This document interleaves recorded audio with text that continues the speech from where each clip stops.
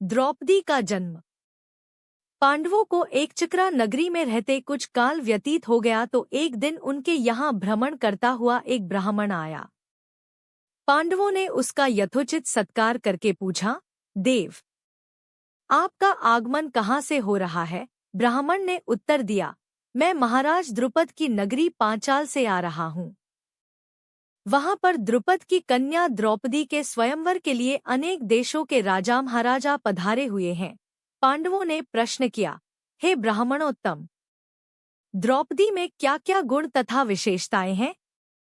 इस पर ब्राह्मण बोला, पांडवगण, गुरु द्रोण से पराजित होने के उपरांत महाराज द्रुपद अत्यंत लज्जित हुए और उन्हें किसी प्रकार से नीचा दिखाने का उपाय सोचने लगे। इसी चिंता में एक बार वे घूमते हुए कल्याणी नगरी के ब्राह्मणों की बस्ती में जा पहुंचे। वहां उनकी भेंट याज तथा उपयाज नामक महान कर्मकांडी ब्राह्मण भाइयों से हुई। राजा द्रुपद ने उनकी सेवा करके उन्हें प्रसन्न कर लिया एवं उनसे द्रोणाचार्य के मारने का उपाय पूछा।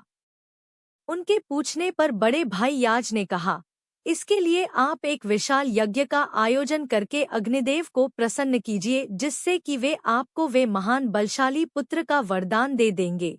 महाराज ने याज और उपयाज से उनके कहे अनुसार यज्ञ करवाया। उनके यज्ञ से प्रसन्न होकर अग्निदेव ने उन्हें एक ऐसा पुत्र दिया जो संपूर्ण आयुध एवं कवच कुंडल से युक्त था। उसके पश्चात उस यज्ञकुंड से एक कन्या उत्पन्न हुई जिसके नेत्र खिले हुए कमल के समान देदीप्यमान थे, भौहें चंद्रमा के समान वक्र थी तथा उसका वर्ण श्यामल था। उसके उत्पन्न होते ही एक आकाशवाणी हुई कि इस बालिका का जन्म क्षत्रियों के सहार और कौरवों के विनाश के हेतु हुआ है। बालक का नाम धृष्टद्युम्न एवं बालिका का नाम कृष्णा रखा गया।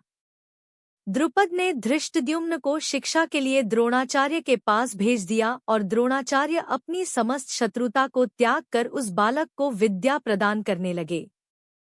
बालिका अब युवा होकर अत्यंत लावण्यमयी हो गई है और उसी का स्वयंवर होने वाला है।